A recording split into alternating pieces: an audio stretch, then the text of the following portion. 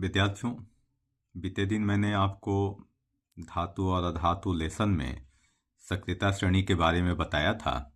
आज आपको बताता हूँ धातुओं के निष्कर्षण के बारे में। विद्यार्थियों, धातुओं का निष्कर्षण ये बहुत ही महत्वपूर्ण है। क्यों महत्वपूर्ण है इसे समझना है, क्योंकि धातुओं का निष्कर्षण हम लोग राष्ट्र हित में करते हैं, औद्योगिक हित में करते हैं, सामाजिक हित में करते हैं और वैज्ञानिक हित में करते हैं। तो इसके लिए धातुओं का निष्कर्षण आवश्यक है। तो आपको जानना है कि धातुओं की निष्कर्षण कहाँ से की जाती है। तो देखिए, प्रकृति में अधिकांश धातुएं जो हैं मुक्त अवस्था में नहीं मिलते, बल्कि वे ज़्यादातर अयस्क के रूप में पाए जाते हैं। अब ये अयस्क में पाए जाते हैं तो हमें अयस्कों से शुद्ध धातु प्राप्त करने की प्रक्रिया को धातु का निष्कर्षण कहते हैं। एक बार फिर से समझें कि अयस्कों से शुद्ध धातु प्राप्त करने की प्रक्रिया को धातु का निष्कर्षण कहते हैं। अब आइए, अयस्क क्या है, ये एक महत्वपूर्ण क्वेश्चन है कि अयस्क क्या है, क्योंकि एक टॉपिक आया था अयस्क। तो हम जाने वे खनिज जिनसे किसी धातु को आर्थिक और सरल और लाभप्रद विधि से निकाला जा सकता है, अयस्क कहलाता है। अब जानिए ऐसे कौन से अयस्क हैं। जैसे एक उदाहरण हम लोग लेते हैं, एल्यूमिनियम का अयस्क है बॉक्साइड। एल्यूमिनियम का अयस्क का नाम है बॉक्साइड। इसे अब इसमें इसी तरह से लोहे का अयस्क का नाम है हेमेटाइट। जिंक का अयस्क का नाम है जिंक प्लेट। तो इस प्रकार से ये 3 उदाहरण आपके समक्ष रखा। आगे जानते हैं कि अब क्या एक चीज समझें कि सभी अयस्क खनिज हो सकते हैं। इस बात को ध्यान रखें कि जितने भी अयस्क हैं सभी के सभी खनिज हो सकते हैं, लेकिन सभी खनिज अयस्क नहीं होते हैं।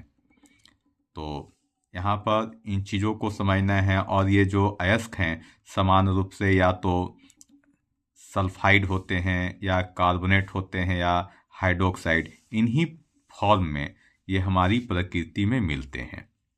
तो अब चलिए खनिज के बारे में जानते हैं। खनिज यानी मिनरल्स क्या है। तो सबसे पहले समझे खनिज के बारे में। तो खनिज क्या है। तो हमारी पृथ्वी की भूपटल में प्राकृतिक रूप से पाए जाने वाले पदार्थ जिनमें धातुएं या यौगिक उपस्थित होते हैं खनिज कहलाते हैं। एक बार पुनः समझें, पृथ्वी की भूपटल में प्राकृतिक रूप से पाए जाने वाले वे पदार्थ जिनमें धातुएं या यौगिक उपस्थित होते हैं खनिज कहलाते हैं। धातुओं का निष्कर्षण। धातुओं का निष्कर्षण को समझना है, जो हम लोग पुनः समझ सकते हैं। इसमें पूर्व में भी बताया था। तो अयस्कों को शुद्ध धातु प्राप्त करने की प्रक्रिया को धातुओं का निष्कर्षण कहते हैं। अब ये निष्कर्षण के कितने चरण हैं, कितने चरण में अयस्क से धातु का निर्माण हो सकता है। तो यहाँ पर देखिए, निष्कर्षण के जो मुख्य चरण हैं वो उन चरणों को जानना है। सबसे पहले देखिए, अयस्क हमें प्रकृति में मिलेगी, उससे हम लोग क्या करेंगे, संघनन करेंगे। उसी प्रकार से उसकी प्रकृति के अनुसार हम लोग भर्जन या गलन करेंगे। फिर उसका अपचयन होगा, शोधन होगा और फिर अंत में शुद्ध धातु के रूप में प्राप्त होगा। यानी इतनी प्रक्रिया से एक अयस्क से शुद्ध धातु प्राप्त करने की ये प्रक्रिया है जिसे गुजरना पड़ता है। तो चलिए, सबसे पहला अयस्क का संघनन कैसे होगा, यानी कंसंट्रेशन ऑफ ओर के बारे में जानना है।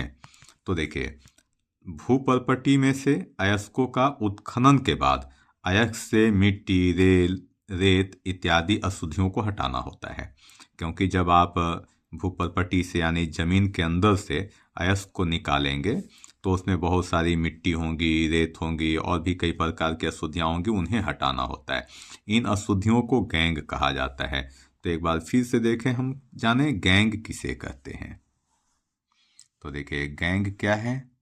तो अयस्कों के साथ उपस्थित वे अनावश्यक एवं अनुपयोगी अशुद्ध पदार्थ जो जैसे कि मिट्टी, रेत, पत्थर, सिलिका आदि जिन्हें हम धातु के निष्कर्षण से पहले हटाना आवश्यक होता है, गैंग कहलाते हैं। फिर से समझिए कि गैंग किसे कहते हैं। तो अयस्क के साथ उपस्थित वे अनावश्यक एवं अनुपयोगी अशुद्ध पदार्थ जैसे मिट्टी, रेत, पत्थर, सिलिका इत्यादि, ये सभी गैंग हैं, इन्हें हटाना आवश्यक है। चलिए अब समझिए गैंग को हटाने की कुछ मुख्य विधियां हैं। ऐसा नहीं कि आपने सिर्फ निकाल लिया और वो हट गया, नहीं। तो गैंग को हटाने की कुछ मुख्य विधियां हैं, उन विधियों पर हम लोग चर्चा करें। सबसे पहला विधि हाथ से चुनना। तो हाथ से कैसे चुने जाएंगे? तो अयस्क में जो भारी भरकम कण होंगे, जो स्पष्ट रूप से दिखाई दे रहे होंगे, तो उन्हें आप हाथ से अलग कर सकते हैं। दूसरा विधि है जल द्वारा धोना। स्वाभाविक है कि जो अयस्क निकलेगा तो उसमें धूल कण, मिट्टी होंगे, तो उसे हटाने के लिए हम लोग क्या करते हैं, उसे जल के द्वारा धोते हैं। पूरा वाटर प्रेशर के द्वारा हल्की अशुद्धियों को जल प्रवाह से हटा दिया जाता है, यानी उसे बहा दिया जाता है। तीसरा है चुंबकीय पृथक्करण। सबसे चुंबकीय पृथक्करण का उपयोग चुंबकीय धातु जैसे आयरन के अयस्क में के लिए किया जाता है। कहने का स्पष्ट है कि आयरन में से अशुद्धियों को हटाने के लिए, आयरन अयस्क में से अशुद्धि को हटाने के लिए हम लोग चुंबकीय विधि का प्रयोग करते हैं। चौथा जो तरीका है वह है फेन पलवन विधि। ये खास तौर से सल्फाइड अयस्कों के लिए किया जाता है। अयस्क तेल से चिपक कर ऊपर तैरने लगते हैं इस विधि में। तो ये थे आपका 4 प्रमुख विधि जिसके माध्यम से हम लोग अयस्कों को से गैंग को हटा सकते हैं। अब जानिए अयस्क से जब गैंग हट जाती है तो शुद्धिकरण का अगला प्रक्रिया है अयस्क का भंजन या पिसाई करना। तो अयस्क को छोटे छोटे टुकड़ों में चूर्ण में बदला जाता है ताकि आगे की प्रक्रिया को सरलतापूर्वक किया जा सके। अब तीसरी प्रक्रिया जो है अयस्क का भर्जन करना या गलन करना। तो सवाल उठता है कि किस अयस्क का भर्जन करना? तो जो सल्फाइड अयस्क है उसका हम लोग भर्जन करते हैं। अब यहाँ भर्जन एक टर्म है, तो इस टर्म का डिफिनेशन को समझा जाए। तो देखिए सल्फाइड अयस्कों को अधिक मात्रा में वायु यानी ऑक्सीजन की उपस्थिति में उच्च ताप पर गर्म करने की प्रक्रिया को भर्जन कहा जाता है। तो सल्फाइड अयस्क को ऑक्सीजन में बदलना यानी ऑक्साइड में बदलना, सल्फाइड अयस्क को ऑक्साइड में बदलना अशुद्धियों को हटाना है। तो जैसे आप उदाहरण देखें 2ZnS यानी जिंक सल्फेट प्लस ऑक्सीजन, ये दोनों के बीच में भी क्रिया होती है तो बनता है 2ZnO अर्थात जिंक ऑक्साइड, और बाहर निकलता है सल्फर डाइऑक्साइड 2SO2। तो इस प्रकार से ये भर्जन की क्रिया यहाँ दर्शाई गई है। अब अगला जो प्रक्रम है वह है गलन। तो गलन किन अयस्कों का किया जाता है? तो कार्बोनेट या हाइड्रोक्साइड अयस्क होते हैं, तो उनको गलन की विधि द्वारा ऑक्साइड में बदला जाता है। तो यहाँ पर कार्बोनेट या हाइड्रोक्साइड अयस्क को कम मात्रा में या बिना वायु की उपस्थिति में ही उच्च ताप पर गर्म करने की प्रक्रिया को गलन कहा जाता है। इसका उद्देश्य सिर्फ इतना है कि अयस्क को ऑक्साइड में बदलना और नमी या वाष्पशील अशुद्धियों को हटाना। जो हम लोग उदाहरण लिए गलन का, तो यहाँ पर जिंक कार्बोनेट एक कार्बोनेट अयस्क है जिंक का। इसे वायु की अनुपस्थिति में जब गर्म किया जा रहा है तो इससे जिंक ऑक्साइड बन रहा है और साथ में कार्बन डाइऑक्साइड गैस बाहर निकल रहा है। तो इस तरीके से हमारा जो उद्देश्य था कि जिंक कार्बोनेट को जिंक ऑक्साइड में बदलना, जब ये हम लोग जिंक ऑक्साइड में बदल देंगे तब हम इसका अपचयन के माध्यम से हम शुद्ध जिंक प्राप्त कर सकते हैं। अब चलें हम लोग देखते हैं कि किस प्रकार से जो ऑक्साइड हमने प्राप्त किया सल्फाइड अयस्क से या फिर कार्बोनेट अयस्क से, तो उसका अपचयन करके हम लोग क्या कर सकते हैं, शुद्ध धातु प्राप्त कर सकते हैं। तो धातुओं का अपचयन को समझिए, धातुओं का अपचयन। तो यहाँ पर अपचयन का मतलब है कि धातुओं में से ऑक्सीजन को हटाना। धातुओं में से ऑक्सीजन को हटाएंगे तो अपचयन हो जाएगा। तो यहाँ पर देखिए ये किसके द्वारा अपचयन होगा, तो कार्बन के द्वारा अपचयन किया जाएगा। किसके द्वारा, कार्बन के द्वारा अपचयन। जो हमें जिंक ऑक्साइड मिला, तो इस जिंक ऑक्साइड को कार्बन के साथ अभिक्रिया करा देते हैं तो जिंक प्राप्त होता है, और ये कार्बन ऑक्सीजन को अपचयित करके कार्बन मोनोऑक्साइड बना लेता है। तो इस तरीके से यहाँ पर हमें जिंक शुद्ध रूप से प्राप्त हो गया, जिंक बाहर हो गया और ऑक्सीजन का यहाँ अपचयन होकर के कार्बन मोनोऑक्साइड बन गया। अब इसी तरह से देखेंगे हम कार्बन मोनोऑक्साइड के द्वारा भी अपचयन कर सकते हैं, खासतौर से लोहे का जब हम लोग निष्कर्षण करते हैं। तो जैसे आपका आयरन ऑक्साइड है, Fe2O3 आयरन ऑक्साइड है। अगर इसमें से हमें शुद्ध आयरन प्राप्त करना है तो कार्बन मोनोऑक्साइड का उपयोग करते हैं, और कार्बन मोनोऑक्साइड के साथ जब अभिक्रिया कराई जाती है तो इस अभिक्रिया में क्या होता है, आयरन अलग हो जाता है और कार्बन मोनोऑक्साइड से कार्बन डाइऑक्साइड बन जाता है, यानी ऑक्सीजन का अपचयन हो जाता है। तो इस तरह से हमें शुद्ध रूप से आयरन की प्राप्ति हो जाती है। अब कुछ ऐसे धातु हैं जिसका हम लोग अपचयन ऑक्सीजन या फिर कार्बन के साथ या कार्बन मोनोऑक्साइड के साथ नहीं कर सकते हैं। तो उसके लिए एक और विधि है जिसका नाम है विद्युत अपघटन द्वारा अपचयन। तो कुछ धातुओं को विद्युत अपघटन द्वारा किया जाता है, खासतौर से वैसे जो बहुत ज़्यादा सक्रिय धातु होते हैं, अत्यधिक अभिक्रियाशील धातु होते हैं। उदाहरण के रूप में जैसे एल्यूमिनियम ऑक्साइड लिए, तो एल्यूमिनियम ऑक्साइड का विद्युत अपघटन किया जाता है। जब विद्युत अपघटन करेंगे तो एल्यूमिनियम प्राप्त हो जाएगा और ऑक्सीजन का अपचयन हो जाएगा। तो इस प्रकार से एल्यूमिनियम की प्राप्ति होती है। अब तो ये इतनी जो प्रक्रियाएं थी, ये सब के सब अयस्कों से शुद्ध धातु प्राप्त करने की प्रक्रिया थी। एक और प्रक्रिया है जिससे हम लोग धातुओं का निष्कर्षण करते हैं, वह प्रक्रिया है सक्रियता श्रेणी के अनुसार धातुओं का निष्कर्षण, जो मैंने आपको पिछले अध्याय में ही पिछले टॉपिक्स में बताया था कि धातुओं की सक्रियता श्रेणी। अब धातुओं की सक्रियता श्रेणी में 3 प्रकार की सक्रियता बताया था।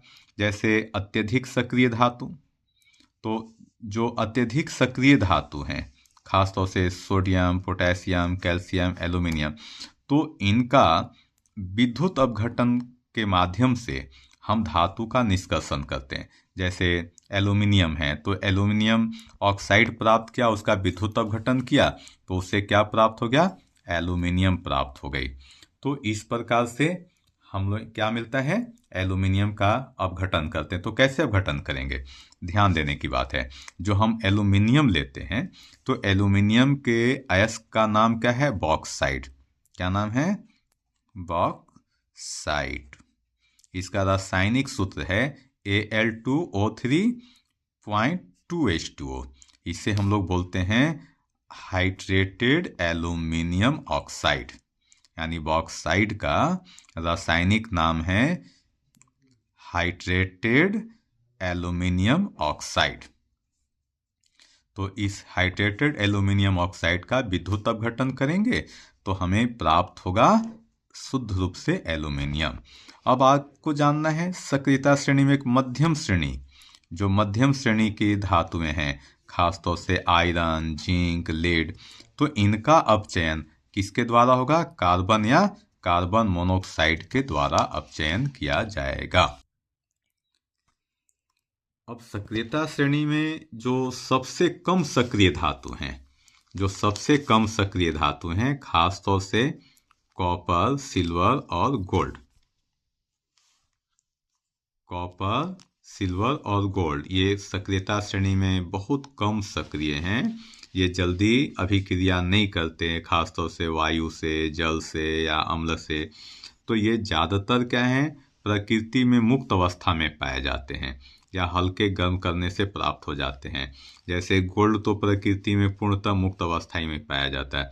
जैसे अपने झारखंड के स्वर्ण रेखा नदी के घाटियों में गोल्ड मिल जाता है, तो वो शुद्ध अवस्था में है। ऐसे बहुत जगहों पे गोल्ड मिलती। भारत में जो सबसे गहरा सोने का खान है उसे कोलार गोल्ड फील्ड कहा जाता है, उसका नाम है। चलिए, ये तो हुई कम सक्रिय धातुओं का। तो हम लोग धातुओं की सक्रियता के आधार पर भी धातुओं का निष्कर्षण करते हैं।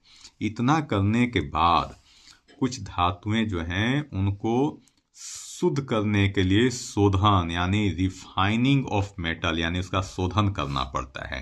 यानी निष्कर्षण के बाद धातु को शुद्ध किया जाता है।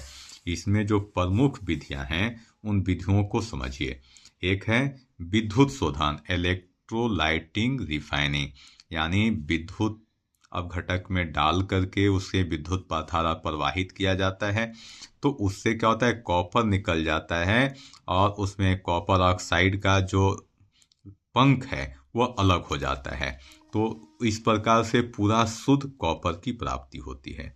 एक तरीका है आसवन विधि, जिसमें जिंक और मरकरी को आश्रित किया जाता है, तो उससे शुद्ध मरकरी प्राप्त होती है। इसी तरह से एक है जोन रिफाइनिंग, ये खास तौर से जो सिलिका है, गैलियम है, इसे शोधन किया जाता है। और चौथा विधि का नाम है द्रवीकरण विधि यानी लिक्विशन मेथड, जिसमें एल्यूमिनियम हो गया, लेड हो गया, टिन हो गया, इनको लिक्विशन मेथड या द्रवीकरण करके शुद्ध किया जाता है।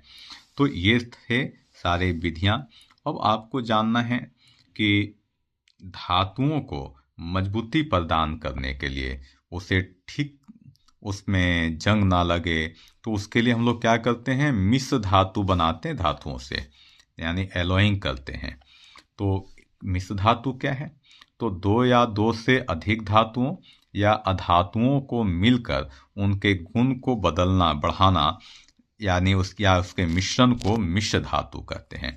यानी सीधे तरीके से समझे कि दो या दो से अधिक धातुओं या अधातुओं को मिलाकर धातु की गुण में वृद्धि कर देना, या ऐसे मिश्रण को मिश्र धातु कहते हैं। तो मिश्र धातु में एक धातु मुख्य धातु होती है और दूसरा धातु या अधातु उसके पूरक के रूप में काम करते हैं। अब मिश्र धातु बनाने का उद्देश्य क्या है, तो मिश्र धातु बनाने का जो मुख्य उद्देश्य है वह है धातु के गुणों में सुधार करना, और इसके साथ साथ धातु को कठोर और मजबूत बनाना है। साथ ही जंग लगने से उसे रोकना, यानी जंग से बचाव करने के लिए भी हम लोग मिश्र धातु बनाते हैं। साथ ही साथ धातु को मिश्र धातु बनाने का और एक उद्देश्य है कि उसमें ताप, दाब या विद्युत गुणों को नियंत्रित किया जा सके, तो इसलिए मिश्र धातु बनाई जाती है। अब चलिए आपको बताते हैं जो परीक्षा के लिए काफ़ी उपयोगी है कि कौन कौन से मिश्र धातु बहुत महत्वपूर्ण है, क्योंकि उसमें उसके घटक के बारे में पूछा जाता है कि किस किस चीज़ के मिश्रण से कौन सा मिश्र धातु बना है। देखिए, पहला मिश्र धातु एक पीतल जिसे अंग्रेजी में ब्रास बोलते हैं। इसमें कॉपर और जिंक मिला रहता है। तो कॉपर कितना होता है, तो इसमें 70% कॉपर होता है और 30% जिंक होता है। इसी तरह से कांसा जिसे ब्रॉन्ज बोलते हैं, इसमें भी कॉपर मूल धातु है और पूरक के रूप में टिन मिला रहता है। तो कॉपर और टिन को मिलाने से क्या बनता है, कांसा बनता है। इसी तरह से स्टेनलेस स्टील यानी स्टील जब बनेगा तो स्टील में आयरन और कॉपर तो रहते ही हैं, इसके साथ साथ निकेल और क्रोमियम ये सब मिलाकर के इसमें बनाई जाती है, तब स्टेनलेस स्टील बनता है। इसके बाद एक है सिल्वर नीलम यानी स्टर्लिंग सिल्वर। इसमें सिल्वर यानी चांदी और तांबा का मिश्रण होता है। तो इसमें चांदी 70% तो कॉपर 30%, इसी रेशियो में इसे मिला के। इसके बाद है फ्राड यानी ड्यूरेलियम, तो इसमें एल्यूमिनियम होता है, कॉपर होता है, मैग्नीशियम होता है और मैग्जीन। तो ये 4 धातुओं को मिलाकर के फ्राड का निर्माण होता है। एल्निको आजकल ये बहुत प्रचलन में है, यानी जितनी गाड़ी के इंजन, गाड़ी के पहिए, मोटरसाइकिल वगैरह के पहिए, ये सब देखते होंगे कि एल्यूमिनियम का बना रहता है। तो एल्निको ये हल्का भी होता है और मजबूत भी होता है। तो उसमें मूल रूप से आयरन होता है, एल्यूमिनियम, निकिल और कोबाल्ट मिलाई जाती है। ये 4 चीज़ें मिलाकर के उससे बनाई जाती है। एक तो इससे हल्का हो जाना, जंग रोधक हो गया, मजबूती भी आ गई। तो इस तरह से एल्निको का निर्माण होता है। शोल्डर से आप परिचित होंगे, आमतौर से इलेक्ट्रॉनिक उपकरणों को सोल्डिंग करने के काम में आते हैं। सोल्डर तार होती है, तो उसका निर्माण टीन और लेड से किया जाता है। टीन और शीशे से मिलाकर बनाया जाता है। इसी प्रकार से निक्रोम, ये बहुत ज़्यादा उपयोग में आते, खासतौर से हीटर का जो कॉइल होता है, तो उसे बनाने के लिए निकिल और क्रोमियम का उपयोग किया जाता है, जिससे निक्रोम वायर बनता है। तो इस तरह से ये चीज़ें बनाई जाती हैं। अब जो मैंने पूरी बातें बताई, धातुओं का निष्कर्षण यानी जो पूरा का पूरा प्रक्रिया था धातु कर्म, तो इसके कुछ महत्व हैं। आखिर ये धातु कर्म क्यों किए जाते हैं, मैं शुरू में भी बताया था। उसका मूल उद्देश्य है औद्योगिक विकास के लिए, ताकि देश का औद्योगिक विकास हो। तो ये तभी संभव है जब हमारे पास धातुएं होंगे और उसका हम बेहतर उपयोग कर सकें। धातुएं रहेंगी तभी मशीन, वाहन और भवन का निर्माण हो जाएगा। इसी तरह से विद्युत और इलेक्ट्रॉनिक्स के उपकरण को बनाने के लिए भी अपने पास धातु होना चाहिए, इसलिए धातुओं का निष्कर्षण आवश्यक है।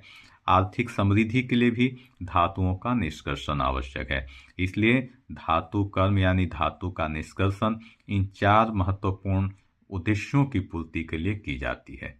धन्यवाद। आगे फिर अगला जो टॉपिक्स होगा वह हम आपको जंग के बारे में बताएंगे। धन्यवाद।